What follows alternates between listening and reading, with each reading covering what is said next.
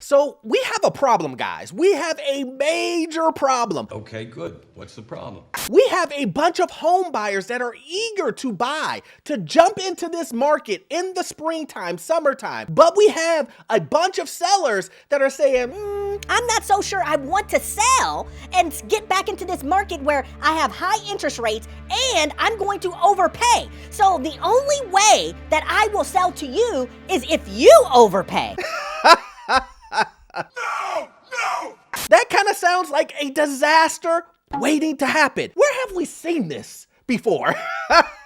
But we're gonna jump into it, guys. My name is Orlando. Welcome to the channel, guys. Make sure you hit that like and subscribe button. It really does help out the channel. Make sure you check out in the description. I do have a real estate investing for beginners and a YouTube course with the coupon codes in the description. Guys, we gotta jump into this. This is crazy, and I want to tell this story because FOMO season is here. It is here, and a lot of you will be itching your pockets and wanting to spend all of that money, that down deposit money, that down payment money that you've been waiting to spend to get a new home, and you are going to get trapped by these sellers. These sellers will put so much pressure on you to pay the high overages, and they're thinking to themselves, You really want this house, right?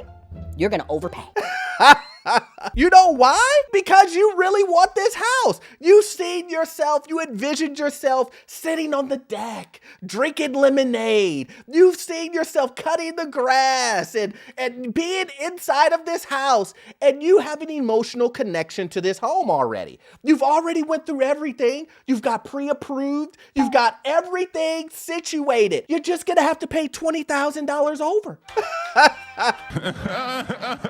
Because that's what the sellers know and are hoping that you will do. They're determined, guys. But it says here, home buyers are eager, but sellers are scarce, creating a real gridlock. Homeowners with low rate mortgages are delaying the decision to sell until market conditions change. Well, the question is will sellers take money over waiting for the market conditions to change? And the answer to that is yes, they will.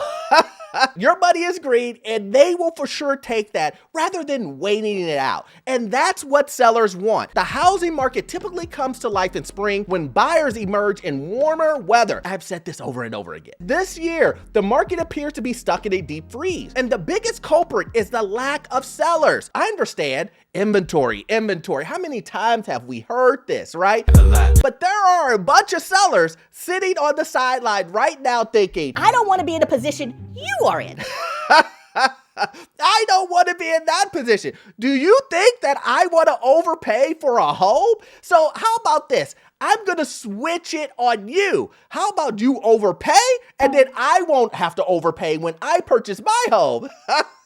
So they really want to switch it on you. And this is the reason why we're doing videos like this, guys. Like and subscribe. The worst nightmare of a seller is to be you. A person who's buying a home and has to overpay. There are interest among home buyers. Mortgage applications were up 10% in March from a month before, but the number of home sales are low. The mismatch is caused in part by homeowners who are inclined to sell but are sitting on the sidelines, scared off by steep prices and mortgage rates that they would face as a buyer. What? Are you telling me? Like what I just said earlier, a seller's worst nightmare is to make them overpay like they're trying to get you to overpay. Say it ain't so.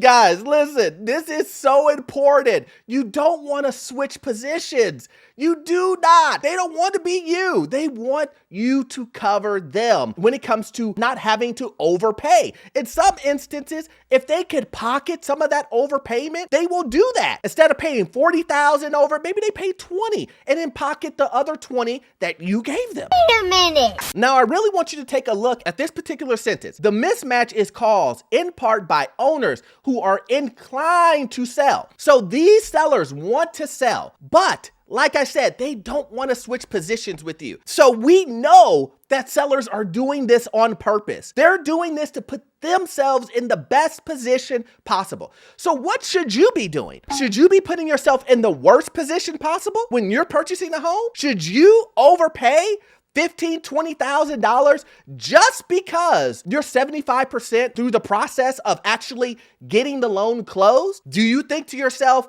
You know what? I'm gonna pay $40,000, and just because I can get it financed, I just wanna get this over with. I'm gonna do it. that's what most people are doing. They're okay with being held hostage by the seller and saying, you're gonna either pay what I tell you to pay or I'm going to walk away. You will not get this home. I will just go back and sit in my 3% interest rate and take it off the market. And they're threatening you guys with that. I run New York. I run this whole. And if you're gonna let yourself be put into that situation and be emotionally wrapped, and I understand, guys, buying a home, it's very emotional. It's for your family. You see your kids there. You're gonna spend mostly all of your time there in this home. Maybe you think it's the perfect school district, all that other stuff. I get it. I really do. I'm just saying that you don't want to put yourself in a position to where you have to be bullied into purchasing a home, where you have to overpay $40,000. Hell no! I just had a consultation with someone who told me they have to pay $65,000 over the asking price to get a home. They got the appraisal back, and the appraisal is $65,000 less, and they're still thinking about purchasing that home. You are made of stupid. Why would they make such a decision? Why would someone pay $65,000 over asking? And you see it on an appraisal. The appraisal says it's not worth this, and you're still gonna purchase it? Stop that. It makes no sense. That puts you in a big, huge dilemma. You're already under the day you purchase it, guys. I don't want you to be in that situation. And you should not be forced or bullied into that just because you see yourself drinking lemonade and watching your kids play in the yard. It's not worth it, in my opinion. In my opinion, I'm just a guy on YouTube. I'm just giving you some insight on maybe things you have not thought of that won't put you in a financial bind in the future.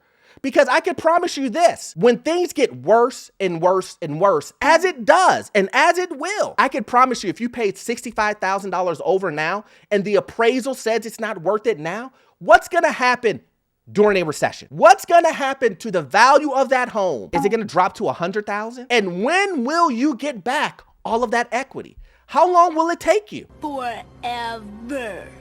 10, 15 years? I don't know, but I can tell you right now, that home is not worth it. But you don't have to take my word for it. Let's read what a seller is saying. Sandy Robinson, a 71-year-old retired teacher from Massachusetts, is daunted by the market. She would like to sell her 2-bedroom townhome, but is worried about being able to afford the new home. It's a little scary right now. You have to be careful, she says. It's a stalemate in this housing market. She's telling you right there that, you know, for me, I don't want to be put in a position where I have to overpay for a home. She's telling you this. And this is the thing. You, just as well as the seller has a decision to make, you have a decision to make. As a home buyer, your decision is, do I want to put myself at risk financially for this home? Do I want to overpay for this home? Do I want to, on top of that, have a high interest rate and then focus on, I can knock this interest rate down in 5 years and pay double closing costs? A lot of times, people don't even add up all of that stuff together. In some people's eyes, as soon as you overpay for the home, that cost disappears. You've already paid it, so why worry about it? And I'm here to tell you, math doesn't work that way. You have to actually take into account the amount that you overpaid, no matter if it was in the past and quote unquote, you're not worried about it right now. But I can tell you what, guys, if a seller is worried about it, you should be worried about it too. I see. Sales for existing homes in March were down 22% from a year over year. And the reason why, guys, is most home buyers are sitting on the sidelines. They are. Believe it or not, they're taking the advice that I'm giving. And they're sitting on the sidelines with a purpose. That's my motto, guys. I'm not asking you to sit on the sidelines, twiddle your thumbs. I'm not asking you to sit on the sidelines until a house magically falls in your hand or magically comes into your email. I'm telling you to make sure you sit on the sidelines, get your credit together, make sure you have your down deposits, make sure you have your savings account, save your money. Also while doing research on the houses that you want. your neighborhood, what's actually happening in your local market. If you do that, you're putting yourself in a better position to make the best decisions for you and your family. If you sit on the sidelines and don't know what's happening in your market, and when you go out and look for a home and everything that you're looking at, you can only understand it through the realtor, you're putting yourself in a bad position, guys. Because the realtor is going to tell you one thing, but I can almost promise you through your eyes, if you've been doing research, it's probably going to be quite different. Hopefully you get a good realtor that mirrors what you're seeing in your local market. And that's great. And I hope you get that. But we always want to verify, guys. Trust, but verify. And that is super important when it comes to the biggest purchase of your life. The inventory of unsold homes on the market at the end of March totaled 2.6 months supply, meaning it would take that long to sell them. Inventory is typically twice the amount of balance in supply and demand. And that just goes on to tell you guys exactly what I just said earlier. A lot of people are just sitting on the sidelines with a purpose, deciding if this is the time to purchase, not feeling the pressure. And if you're one of the individuals who feel pressure, please do not feel pressure and do not get pressured into this FOMO season where you have to be controlled by the demands of the seller. Remember, you're purchasing the house. It's your option to purchase it at the purchase price that you want. Remember, we can't refinance purchase prices, guys. Don't let these realtors tell you date the rate, marry the whatever that say it is. You cannot refinance a purchase price. You can refinance the loan, but you cannot go back in time and get a lower purchase price.